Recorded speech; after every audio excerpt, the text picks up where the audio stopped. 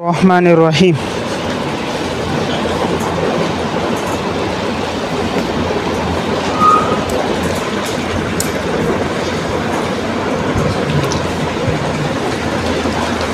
الا الذین تابوا واصلحوا وبینوا ترغیب توبہ، مگر وہ لوگ جنہوں نے توبہ کی اور جنہوں نے اصلاح کی، وبینوا اور کھول کر بیان کیا، فاولئک اتوب علیہم پس میں متوجہ ہوں گا ان پر یا میں مہربان ہوں گا ان پر، وانا التواب الرحیم اور میں توبہ قبول کرنے والا نہایت رحم کرنے والا ہوں۔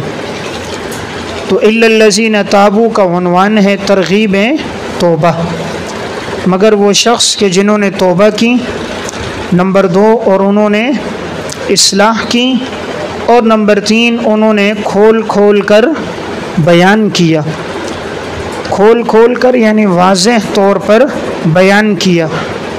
تو دیکھیں 3 باتیں ہیں، زبانی طور پر توبہ بھی کی جائے، اور نمبر 2 توبہ کے بعد پھر اپنی اصلاح بھی کی جائے، اور نمبر 3 پھر اسے وضاحت کے ساتھ بیان بھی کر دیا جائے کہ مجھ سے یہ گناہ سرزد ہوئے تھے، اسے آدمی کھول کر بیان کر دیں۔ تو فاولئک اتوب علیہم پس میں مہربان ہوں گا ان پر، میں مہربان ہوں گا یا میں ان پر متوجہ ہوں گا، دونوں جملے ٹھیک ہیں۔ وانا التواب الرحیم اور میں نہایت توبہ قبول کرنے والا نہایت رحم کرنے والا ہوں۔ ان الذین کفروا انجام مصرین، انجام مصرین، مصرین کا معنی ہوتا ہے اصرار کرنے والوں کا انجام۔ یقیناً وہ لوگ جنہوں نے کفر کیا، وماتوا وہم کفار اور انہیں موت آئی اس حال میں کہ وہ کافر تھے، یہ واو حالیہ ہے، جنہوں نے کفر کی اور انہیں موت آئی اس حال میں کہ وہ کافر تھے، اولئک علیہم لعنت اللہ ان پر اللہ کی طرف سے لعنت ہے اور فرشتوں کی لعنت ہے، والناس اجمعین اور تمام لوگوں کی لعنت ہے۔ تو یہ انجام مصرین یعنی کفر پر اصرار کرنے والوں کا انجام۔ خالدین فیہا پس یہ لوگ رہیں گے اس لعنت میں ہمیشہ۔ فیہا کی ضمیر کہاں ہے؟ لعنت کی طرف۔ پس یہ لوگ رہیں گے اس لعنت میں ہمیشہ، لا یخفف عنہم العذاب نہیں تخفیف کی جائے گی ان سے عذاب کی، ولا ہم ینظرون اور نہ ہی انہیں مہلت دی جائے گی، نہ تخفیف کی جائے گی اور نہ انہیں مہلت دی جائے گی۔ لا یخفف عنہم العذاب کے نیچے لکھیں بعد الدخول، کہ دخول کے بعد تخفیف نہیں ہوگی، ولا ہم ینظرون کے نیچے قبل الدخول، اور مہلت نہیں جائے گی دخول سے پہلے، تو تخفیف نہیں ہوگی دخول کے بعد، اور عذاب ہلکا نہیں کیا جائے گا دخول سے پہلے۔ وَإِلَٰهُكُمْ إِلَٰهٌ وَاحِدٌ دعوی سورت کا دوسری مرتبہ تذکرہ، دعوی سورت کا دوسری مرتبہ تذکرہ۔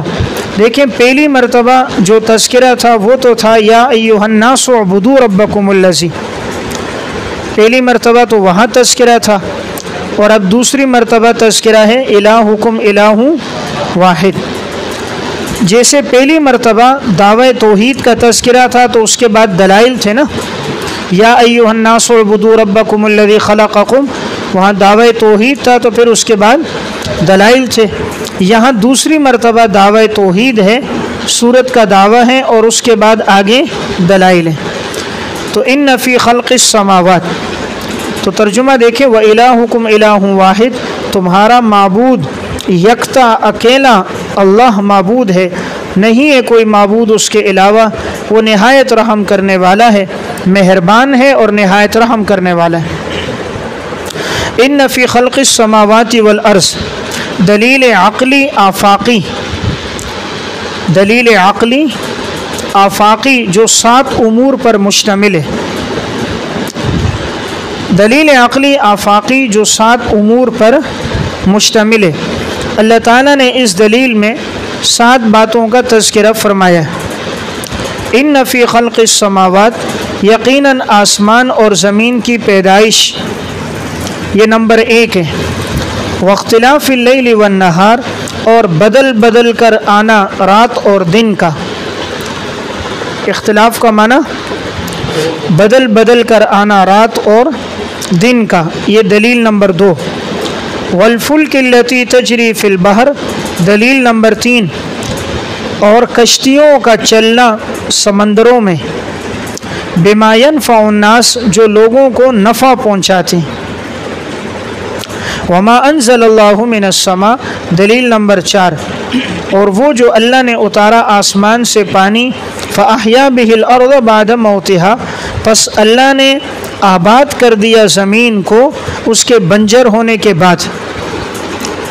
فاحیا، آباد کر دیا اللہ نے زمین کو اس کے بنجر ہونے کے بعد۔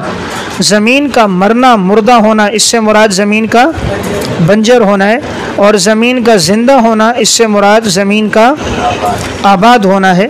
وبث فیہا من کل دابہ، اور نمبر 5، اور پھیلا دیا فیہا، اس زمین میں، ہر قسم کے چوپائے۔ دابہ ہر قسم کے چوپائے، جتنے بھی چوپائے ہیں اللہ نے اس دابہ، زمین پہ چلنے والوں کو پھیلا دیا زمین پر۔ چوپائے ہیں، دابہ کہتے ہیں اصل میں ما یدب علی الارض، جو بھی زمین پر چلنے والا۔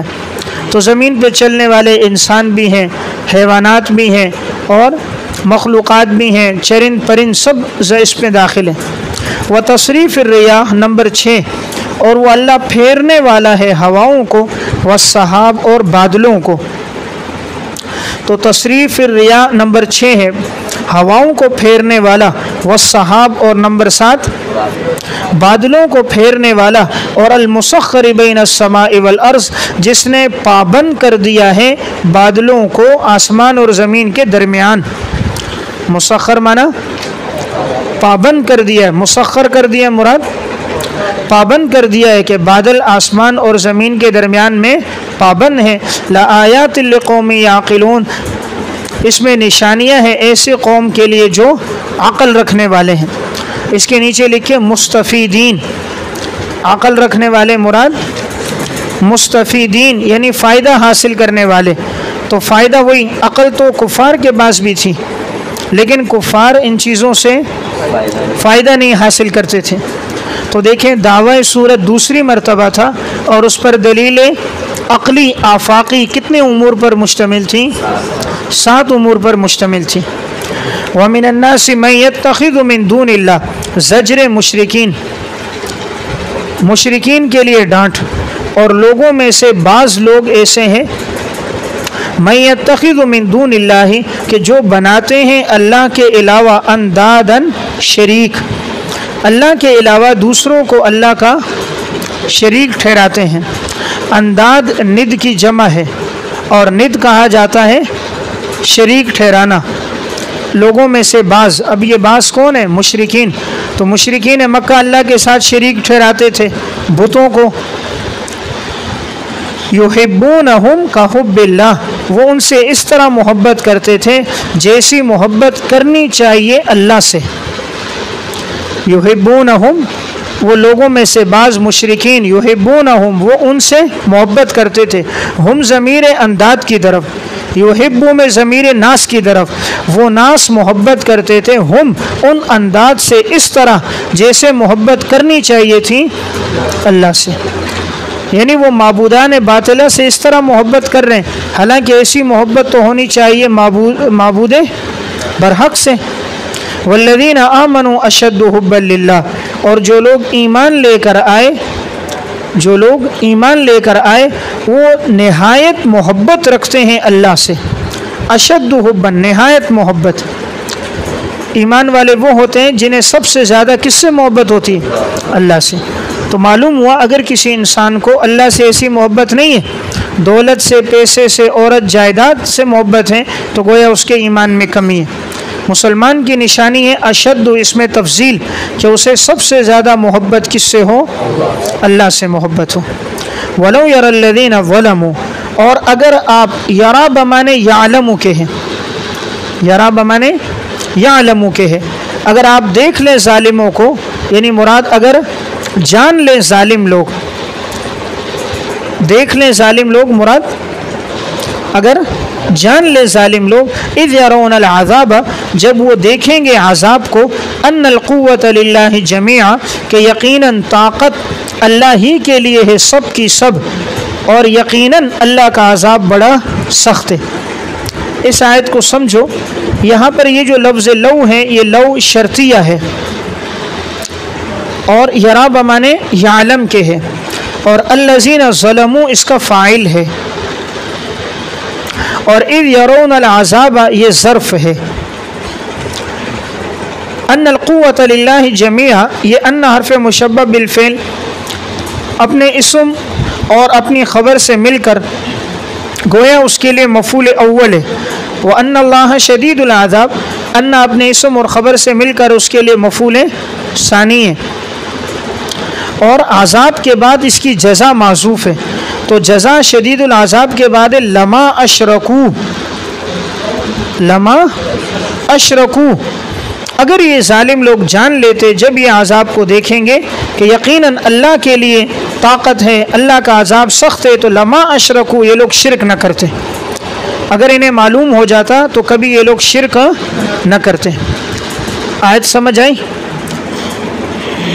ولو لفظ لو شرطیہ ہے، اور یرا بمانے یعلمو کے، اور الذین ظلموا اس کا فاعل ہے، اور اذ یرون العذاب اس کے لیے ظرف ہے، اور ان القوت للہ جمیعا یہ مفعول اول ہے، اور ان اللہ شدید العذاب یہ اس کے لیے مفعول ثانی ہے، اور جزا معذوف لما اشرکو.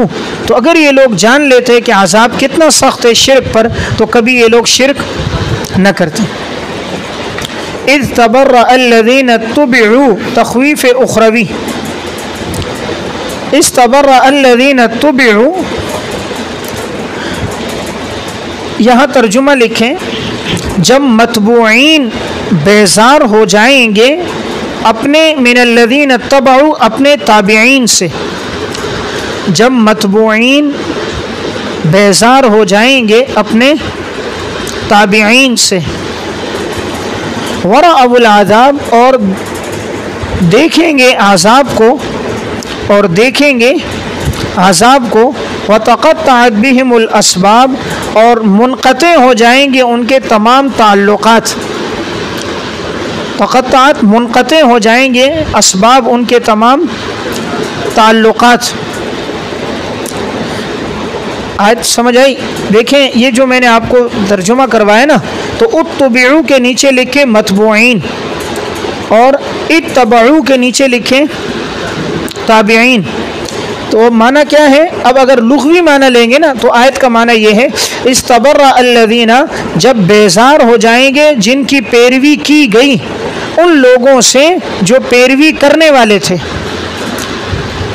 جب بیزار ہو جائیں گے جن کی پیروی کی گئی، من الذین اتبعوا، ان لوگوں سے جنہوں نے پیروی کی تھی.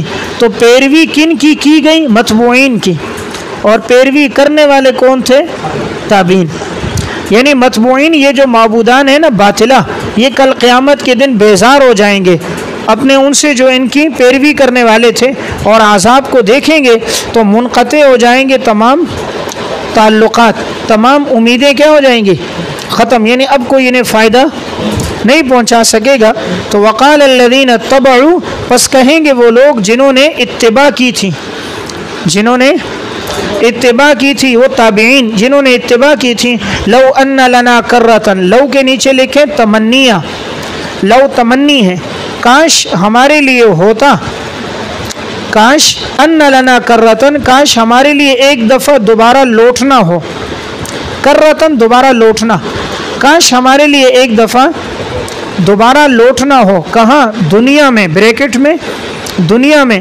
فنتبرأ منہم، پس ہم بھی بیزار ہو جائیں گے ان سے، ہم بیزار ہو جائیں گے ان سے، کما تبرؤوا منا، جس طرح وہ بیزار ہو گئے ہم سے. جس طرح وہ بیزار ہو گئے ہم سے، یعنی فنتبرأ ہم بیزار ہو جائیں گے، تابعین کہہ رہے ہیں ہم بیزار ہو جائیں گے ان سے، یعنی متبوعین سے، اس طرح جیسے وہ بیزار ہو گئے ہم سے۔ کذالک یریہم اللہ، اسی طرح اللہ دکھلائے گا انہیں ان کے اعمال، حسرات حسرتیں بنا کر، حسرات حال ہے، اللہ اسی طرح انہیں ان کے اعمال دکھائے گا حسرتیں بنا کر۔ وما ہم بخارجین من النار، پس نہیں ہوں گے وہ نکلنے والے جہنم کی آگ سے۔ ترجمہ سمجھ آیا؟ یہ دوبارہ دیکھو یہ آیات کا ترجمہ، استبرأ الذین اتبعوا، کہ جب بیزار ہو جائیں گے وہ جن کی پیروی کی گئی ان لوگوں سے جو پیروی کرنے والے تھے۔ میں نے آپ کو پہلا ترجمہ کیا تھا آسان الفاظ میں کہ جب متبوعین بیزار ہو جائیں گے اپنے تابعین سے، تو اور اگر لفظی ترجمہ دیکھو گے تو استبرأ الذین اتبعوا، کہ جب بیزار ہو جائیں گے جن کی پیروی کی گئی ان لوگوں سے جنہوں نے پیروی کی، اور وہ دیکھیں گے عذاب کو تو ختم ہو جائیں گے ان سے تمام تعلقات۔ یہ لفظ بہم بمانے عنہم کے ہے، بہم بمانے عنہم کے ہے، وتقطعت عنہم الاسباب، اور ان سے تمام تعلقات منقطع ہو جائیں گے۔ وقال الذین اتبعوا، اور کہیں گے وہ جنہوں نے اتباع کی تھی، کاش کہ ہمارے لیے دوبارہ لوٹنا ہو، تو فنتبرأ منہم، ہم بھی بیزار ہو جائیں گے ان سے۔ یہ تابعین کہہ رہے ہیں کہ ہم بھی بیزار ہو جائیں گے ان متبوعین سے، کما تبرؤوا منا، جس طرح وہ بیزار ہو گئے ہم سے، اس طرح ہم بھی بیزار ہو جائیں گے۔ اگر دنیا میں ہمیں دوبارہ لوٹا دیا جائے تو ہم ان کی اب پیروی نہیں کریں گے۔ اسی طرح اللہ دکھلائے گا انہیں ان کے اعمال، حسرات حسرتیں بنا کر، پچھتاوے کے لیے، بریکٹ میں پچھتاوے کے لیے اللہ انہیں ان کے اعمال دکھائے گا تاکہ انہیں اپنے اعمال پر پچھتاوا ہو کہ دیکھو تم نے یہ عمل کیا، اس وجہ سے تمہیں یہ سزا مل رہی ہے۔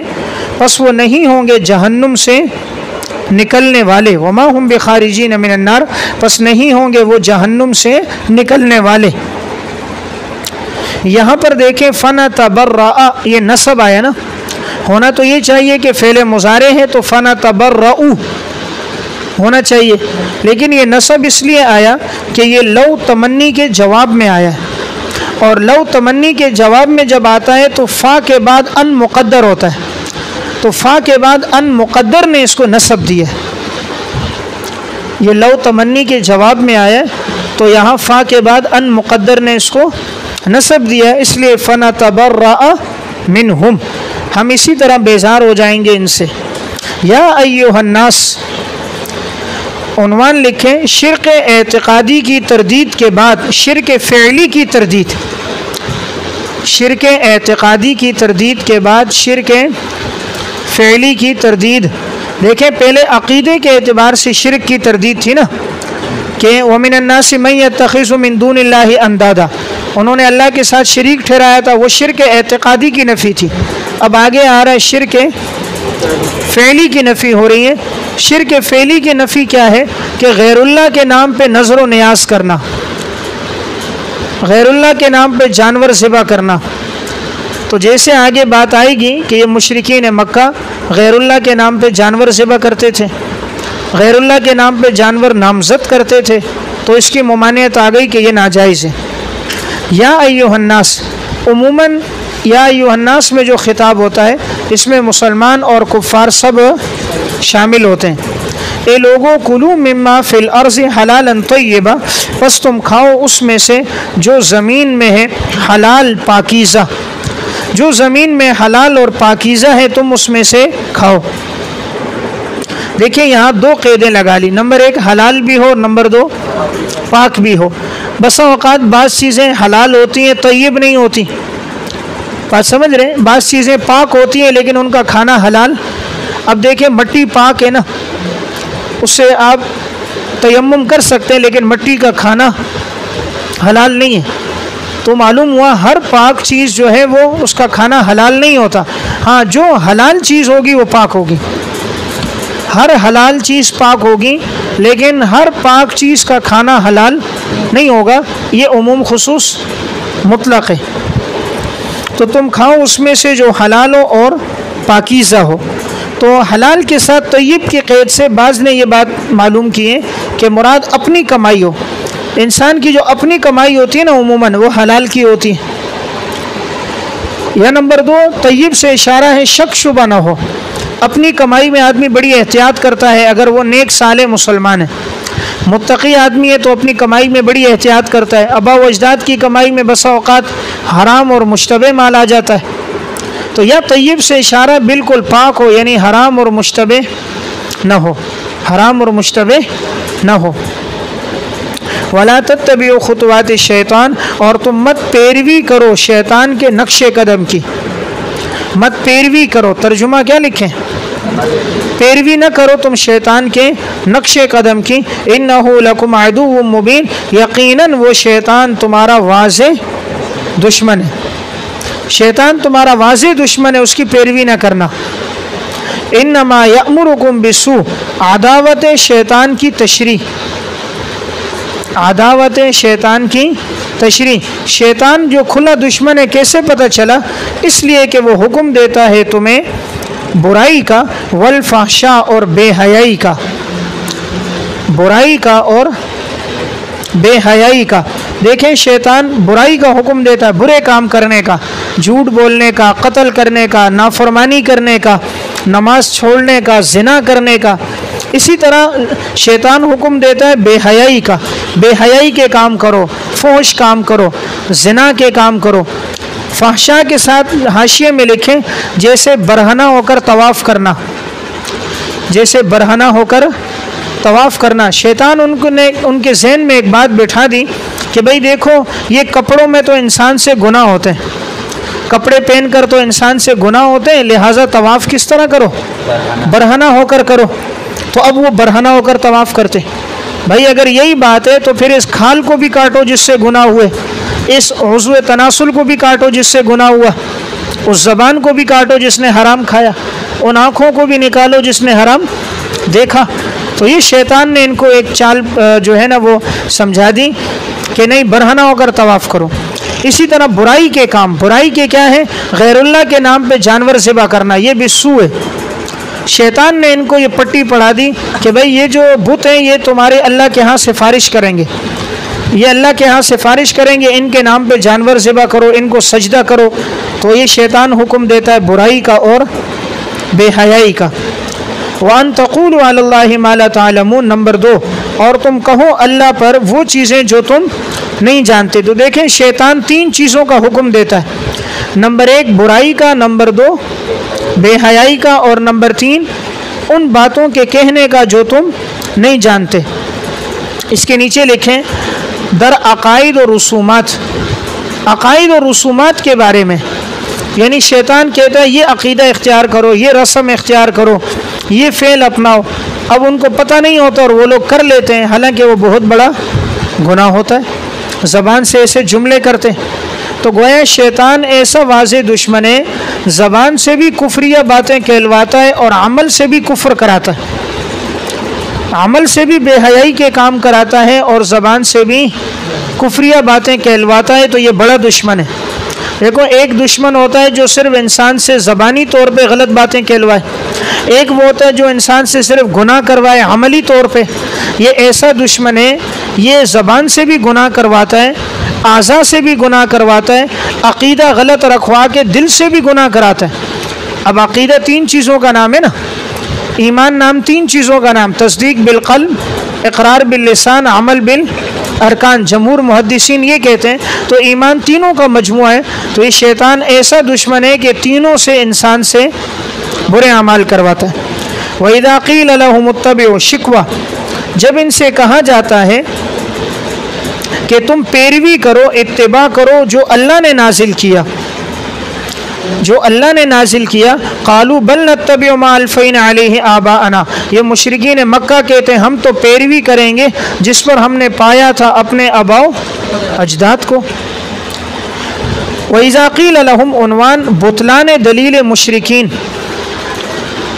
بطلان دلیل مشرکین، مشرکین کی دلیل کا بطلان ہے۔ جب ان سے کہا گیا کہ تم پیروی کرو جو اللہ نے اتارا، تو یہ کہتے ہیں ہم پیروی کریں گے جس پر ہم نے پایا اپنے آبا و اجداد کو. اولو کان آباؤہم جواب شکوہ، اگرچہ ان کے آبا و اجداد لا یعقلون شیئا کہ وہ عقل نہ رکھتے ہوں کچھ بھی، ولا یہتدون اور نہ وہ ہدایت پر ہوں. یعقلون کے نیچے جاہل، ولا یہتدون کے نیچے گمراہ. عقل بھی نہیں رکھتے، جاہل ہیں، ہدایت پر بھی نہیں ہے یعنی گمراہ ہے.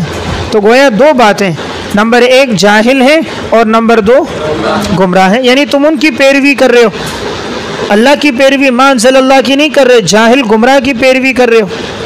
وَمَثَلُ الَّذِينَ كَفَرُوا كَمَثَلِ الَّذِي،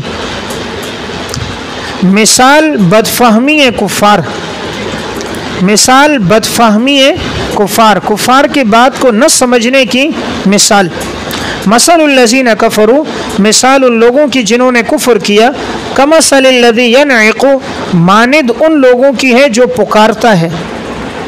ینعق پکارتا ہے، ینعق پکارتا ہے، بما لا یسمع، بما ان جانوروں کو، لا یسمع کہ جو اس کی بات نہیں سن سکتے. اس کا اب اس طرح الا دعاء، مگر یہ پکارنا، و نداء اور چلانا، مگر پکارنا اور چلانا. سمن بکمن کہ یہ لوگ بہرے ہیں اور گونگے ہیں اور اندھے ہیں. فہم لا یعقلون، پس وہ عقل نہیں رکھتے. دیکھیں اللہ نے کفار کی بدفہمی کی مثال دی ہے کہ ان میں فہم اور سمجھ نہیں ہے. اللہ نے ان کو یہاں تشبیہ دی ہے اس طرح جس طرح گدھے کے ساتھ. دیکھیں گدھے کی آواز کو کہتے ہیں ینعق، نعق ینعق، اس کا اطلاق ہوتا ہے گدھے کی آواز پر. اور گدھا جب آواز دیتا ہے کوئی اس کو سمجھتا ہے. گدھا آواز تو بہت زور سے لگاتا ہے، 3 گلیاں دور 4 گلیاں دور جاتی ہیں، لیکن اس کی آواز میں کوئی ہدایت کی بات، کوئی خیر کی بات نہیں ہوتی، اور ہر آدمی اس کی آواز سے تنگ ہوتا ہے کب یہ خاموش ہو جائے تاکہ ہم اپنی بات کو آگے جاری رکھ سکیں. تو ان کا پیروی کرنا ہے اس طرح جس طرح گدھے کی آواز ہے. اور گدھے کی آواز ایک صرف دعا پکارنا ہے، ندان چلانا ہے، یعنی اس میں کوئی فائدے کی بات، آخرت کی بات نہیں ہے. اس طرح یہ لوگ بھی جو اپنے معبودان کو پکار رہے ہیں نا، بتوں کو، وہ ان کو کوئی فائدہ نہیں دے سکتا. بس یہ گدھے کی طرح چلا رہے ہیں، پکار رہے ہیں ہمارا یہ کام کر دے، وہ کر دے.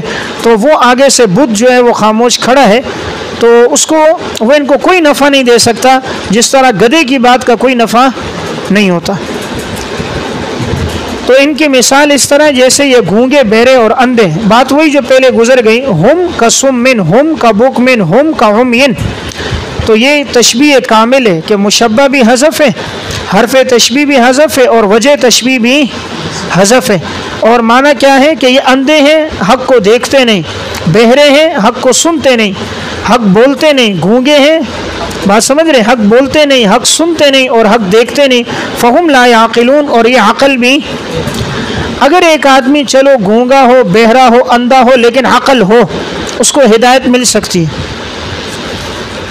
ایک آدمی آنکھوں سے دیکھ نہیں سکتا، کانوں سے سن نہیں سکتا، زبان سے بول نہیں سکتا، لیکن عقل موجود ہے، تو اب کبھی نہ کبھی اس کو بھی ہدایت مل جاتی ہے. ایسے بہت سے اندھے جن کو آج تعلیم دیتے ہیں، وہ ہاتھوں سے پڑھتے ہیں، ہاتھوں سے وہ لکیریں لگاتے ہیں، اپنی کتابوں پہ سمجھ رہے ہیں، نابین قرآن بھی پڑھ رہے ہیں. ان کو پتہ ہوتا ہے یہ آیت یہاں پر ہے، یہ آیت یہاں پر ہے. حرمین میں ایسے قرآن پڑھے ہوئے کہ جو نابین ہیں ان کو پڑھ رہے ہیں.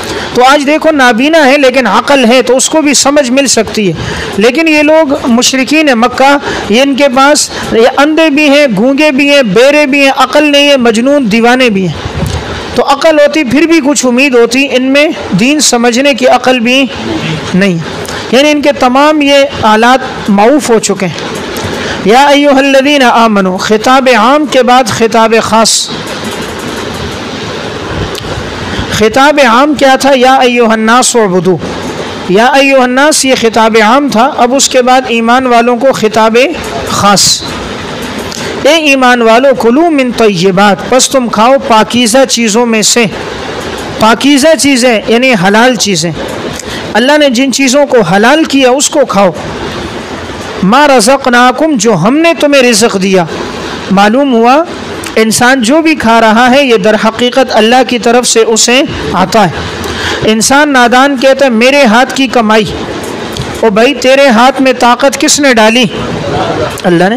تو اللہ کو بھول گیا، کہتا ہے میں نے دماغ لڑایا، میں نے کاروبار کیا، میں نے کیا، اور تو کہاں سے آیا؟ جسم تجھے رب نے دیا، نعمتیں اللہ نے عطا کی، حافظہ اللہ نے دیا، تو ما رزقناکم، ہم نے تمہیں رزق دیا۔ جب رزق دیا تو تم حلال کھاؤ۔ نمبر 2 واشکروا للہ، اور تم اللہ کا شکر ادا کرو، ان کنتم ایاہ تعبدون، اگر تم لوگ اللہ ہی کی عبادت کرنے والے ہو۔ یہاں مفعول بھی مقدم ہے، حصر کا معنی ہے، حصر کا معنی ہے اگر تم اللہ ہی کی عبادت کرنے والے ہو، غیر اللہ کی اگر تم عبادت نہیں کرتے۔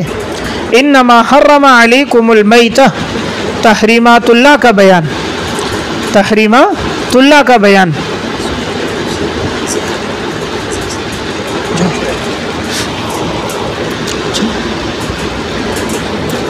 انما حرم علیکم المیتہ، یقیناً حرام کر دیے تمہارے پر مردار۔ تحریمات اللہ، تحریمات اللہ کا مطلب ہے وہ چیزیں جن کو اللہ نے حرام کیا ہے۔ تو اللہ نے کن چیزوں کو حرام کیا؟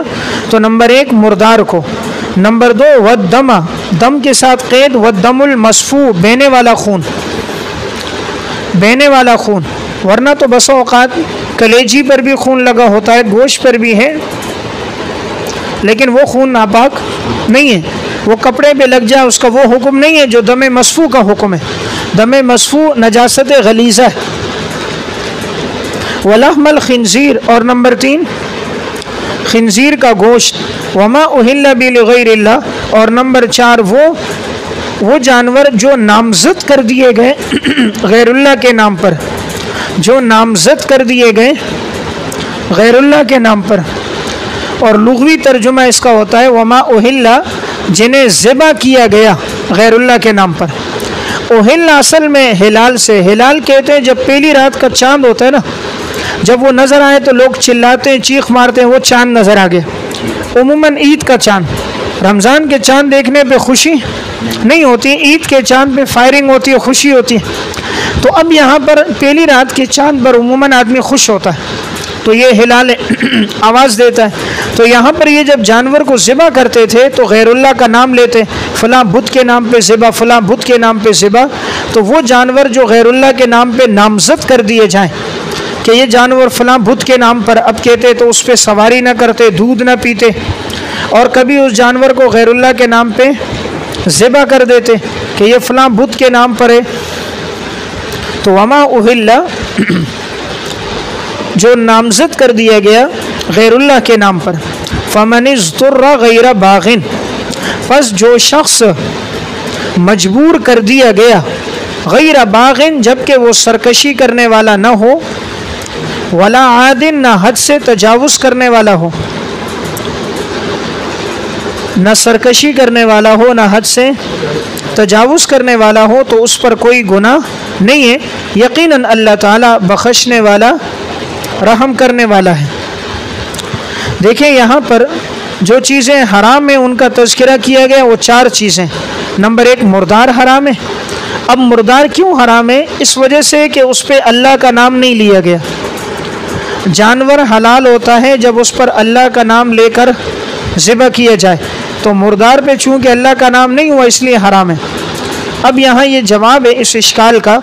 دیکھو ہندو کہتے ہیں جس جانور کو خدا مارے اس کو تو نہیں کھاتے ہو، جس کو خود مارو اس کو کھاتے ہو۔ جو جانور مردار اس کو کون مارتا ہے؟ اللہ۔ تم مسلمان اسے تو نہیں کھاتے، اور جس کو تم ذبح کرو خود مارو اس کو تو کھاتے ہو۔ تو جواب یہ ہے جس کو خدا مارتا ہے اسے ہم اس لیے نہیں کھاتے، اس خدا نے اپنے قرآن میں کہا کہ مردار تم پر حرام ہے، اور جس زندہ کو ہم مارتے ہیں ذبح کرتے ہیں اس لیے کھاتے ہیں، اس اللہ نے خود قرآن میں کہا کہ وَلَا تَأْكُلُوا مِمَّا لَمْ يُذْكَرِ اسْمُ اللَّهِ عَلَيْهِ، اسے مت کھاؤ جس پہ اللہ کا نام نہ لیا گیا، یعنی اسے کھاؤ جس پر اللہ کا نام لیا گیا۔ تو ہم اس لیے نہیں کھاتے وہ اللہ کے نام پر ذبح نہیں ہوا، اور دوسرا اس لیے کھاتے ہیں کہ وہ اللہ کے نام پر ذبح ہوا۔ اب یہ سوال کہ یہ تو جانور کے لیے بڑی اذیت ہے اسے ذبح کرتے ہو، جواب اس کا یہ کہ اس میں اذیت نہیں ہے۔ جانور کو جب ذبح کیا جاتا ہے نا تو اس میں اللہ تعالیٰ فطرتی طور پہ تکلیف کو اس سے اٹھا لیتا ہے۔ نمبر 2، اس کا سارا خون نکل جاتا ہے، اور جو جانور مر جائے یا گولی مار دو اس کو تو وہ گندا خون جسم میں جمع رہتا ہے، وہ نکلتا نہیں ہے، تو گوشت سڑ جاتا ہے، بدبودار ہو جاتا ہے، وہ گوشت پھر انسان کے جسم کو فائدہ، اور جب ذبح کرو تو وہ سارا خون جوش میں نکل جاتا ہے، تو باقی سارا گوشت بالکل صاف ستھرا رہ جاتا ہے۔ تو اس میں اللہ کی حکمت ہے، تو اللہ رب العزت کے ہر کام میں حکمت ہے، اس لیے اللہ نے اس کا حکم دیا۔ تو بہرحال مردار حرام ہے، اور خون سے مراد بہنے والا خون۔ خنزیر تو مکمل حرام ہے، لیکن یہاں پہ لفظ کیا لایا؟ لحم۔ لحم اس لیے لایا کہ لحم خنزیر کا جز اعظم ہے۔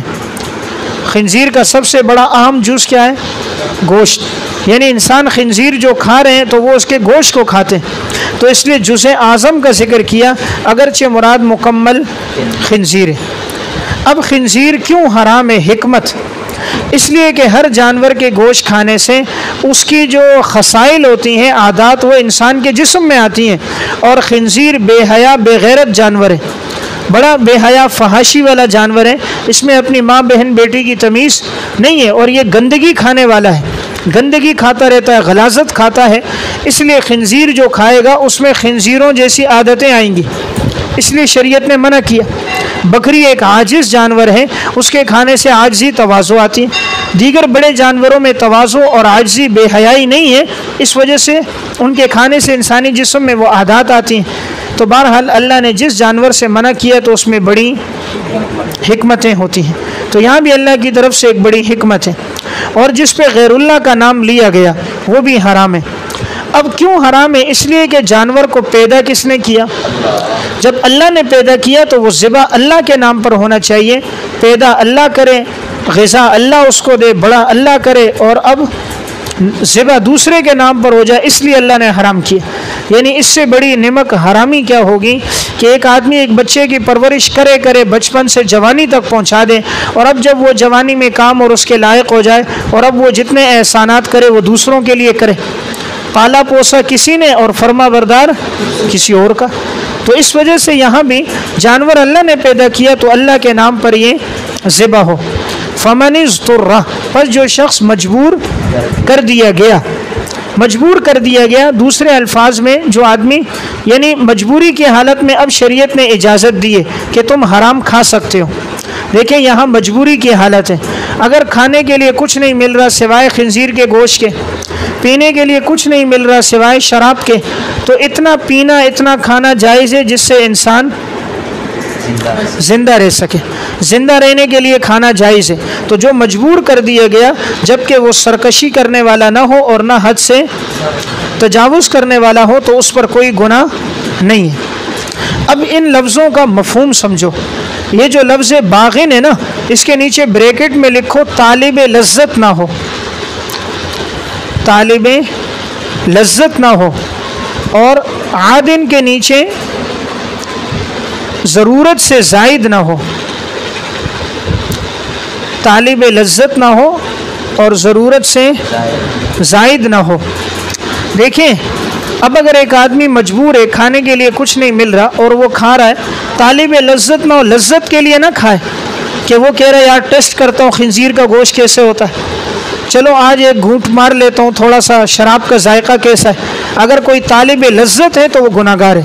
طالب لذت نہ ہو، صرف بھوک مٹانے کے لیے، پیاس بجھانے کے لیے، زندہ رہنے کے لیے ہو، ولا عادن، اور نہ ہی ضرورت سے زیادہ، یعنی اتنا کھائے کہ زندہ رہ سکے، یعنی پیٹ بھر کے کھائے کہ اجازت مل گئی ہے خنزیر کے گوشت کی، اتنا کھا لو کہ حلق تک پورا ہو جائے، اور شراب کی اجازت ہے تو اتنا پی لو، نہیں، تو ضرورت سے زائد بھی نہ ہو اور طالب لذت بھی نہ ہو۔ اب اگر کوئی کھائے گا تو وہ گناہ نہیں۔ کیوں گناہ نہیں؟ کیونکہ شارع نے اجازت دے دی۔ گناہ کیوں نہیں؟ اس لیے کہ شارع اللہ نے اجازت دے دی، جب شارع اجازت دے دے تو کام میں گناہ نہیں ہوتا۔ اب جب انسان کھائے گا تو انسان تو کمزور ہے، تو اب اس کو تو پتہ نہیں تھا کتنے لقمے کھانے تھے کہ میں زندہ رہتا، مثلا 10 لقموں پہ زندہ رہے گا، اس نے 12 کھا لیے۔ آدھے गिलास पे वो जिंदा रह सकता था, उसने पूरा पी लिया। तो इंसान तो कमज़ोर है। तो कहा इन्नल्लाह गफूर रहीम, अल्लाह बख्शने वाला रहम करने वाला है। अगर तुमने ज़रूरत से ज़्यादा खा लिया या ज़रूरत से ज़्यादा पी लिया तो अल्लाह बख्शने वाला है, अल्लाह तुम्हारे गुनाह को माफ़ कर देगा। बात समझ आ गई? इन्नल्लज़ीना यक्तुमूना, तहरीम दीन फरोशी, दीन फरोशी की तहरीम, यानी अल्लाह ने इसको हराम किया है। कोई आदमी अपने दीन को बेचे भी नहीं, दीन को छुपाए भी नहीं, दीन की बातों पर ख़ुद भी अमल करना है और दूसरों को दावत भी देनी है। इन्नल्लज़ीना यक्तुमूना मा अंज़लल्लाह, यकीनन वो लोग जो छुपाते हैं जो अल्लाह ने नाजिल किया है किताब में से, वयश्तरून बिही समनन कलीला, और वो लेते हैं उसके बदले थोड़ा समन, और वो लेते हैं उसके बदले थोड़ा समन। उलाइका मा याकुलूना फी बुतूनिहिम, बस वो खाते हैं अपने पेटों में, नहीं दाखिल करते इल्ला अन्नार, मगर जहन्नुम की आग। बस नहीं अल्लाह उनसे बात करेगा क़यामत के दिन, न अल्लाह उन्हें गुनाहों से पाक करेगा और उनके लिए अज़ाब होगा दर्दनाक। देखिए यहाँ पर तहरीम दीन फरोशी पर अल्लाह ताला ने 5 समरात को बयान किया है। कितनी चीज़ें? 5। जो आदमी दीन को बेचेगा या दीन की बातों को छुपाएगा, कितनी सज़ाएँ हैं? 5। नंबर 1, पहली सज़ा क्या है? उलाइका मा याकुलूना फी बुतूनिहिम, समरा नंबर 1, समरा अव्वल, कि जो दीन की बात छुपाएगा तो वो अपने पेट में दाखिल करेगा जहन्नुम की आग। वला युकल्लिमुहुमुल्लाह, समरा नंबर 2, वला युज़क्कीहिम, समरा नंबर, वलहुम अज़ाबुन अलीम, नंबर 4, उलाइका अल्लज़ीना इश्तरवुज़ ज़लालता, नंबर 5। तो कितने हो गए? 5 समरात अल्लाह ने बयान कर दिए। देखिए यहाँ पर कहा कि वो छुपाते हैं जो अल्लाह ने नाजिल किया किताब में से। ये इशारा किस तरफ है? यहूदी जो थे ना, अब किताब यानी तौरात, यहूद की तौरात किताब में इस तरह ईसाइयों की इंजील में हुजूर की बशारतें मौजूद थी। अब ये यहूदी वो बशारतें लोगों को न बताते और छुपाते, तो अल्लाह ताला ने फरमाया जो अब इन बातों को छुपाएगा और इनके बदले में लेगा थोड़ा सा एवज़। अब थोड़ा सा एवज़ मैंने पहले भी बात की, आखिरत के मुकाबले में जितनी भी दुनिया ले लो वो थोड़ी है, आखिरत के मुकाबले में जितनी दुनिया लोगे वो थोड़ा एवज़ है। तो अब जो लेगा तो वो पेट में ये दुनिया दाखिल नहीं कर रहा पैसा, बल्कि वो हकीकत में आग दाखिल कर रहा है, क्योंकि इस हराम खाने का बदला उसको क्या मिलेगा? जहन्नुम की आग मिलेगा। जो दीन को बेचकर पैसे लेगा और वो पैसों से खाना खाएगा तो वो खाना नहीं खा रहा, हकीकत में आग अपने पेट में दाखिल कर रहा है। नंबर 2, अल्लाह क़यामत के दिन उससे बात नहीं करेगा। नंबर 3, अल्लाह उसे गुनाहों से पाक नहीं करेगा। नंबर 4, उसके लिए दर्दनाक अज़ाब होगा। उलाइका अल्लज़ीना इश्तरवुज़ ज़लालता, यही वो लोग हैं कि जिन्होंने ख़रीद लिया गुमराही को हिदायत के बदले। इश्तरो, ख़रीद लिया गुमराही को, बिलहुदा में हिदायत के बदले, बिलहुदा के नीचे फिर दुनिया में इन्होंने गुमराही को ख़रीद लिया हिदायत के बदले। वल अज़ाब बिल मग़फ़िरा, वही पीछे पर आतफ़ है। उलाइका अल्लज़ीना इश्तरवुल अज़ाब, और इन्होंने अज़ाब को ख़रीद लिया बिल मग़फ़िरती, मग़फ़िरत के बदले, अज़ाब को ख़रीद लिया बख्शिश के बदले।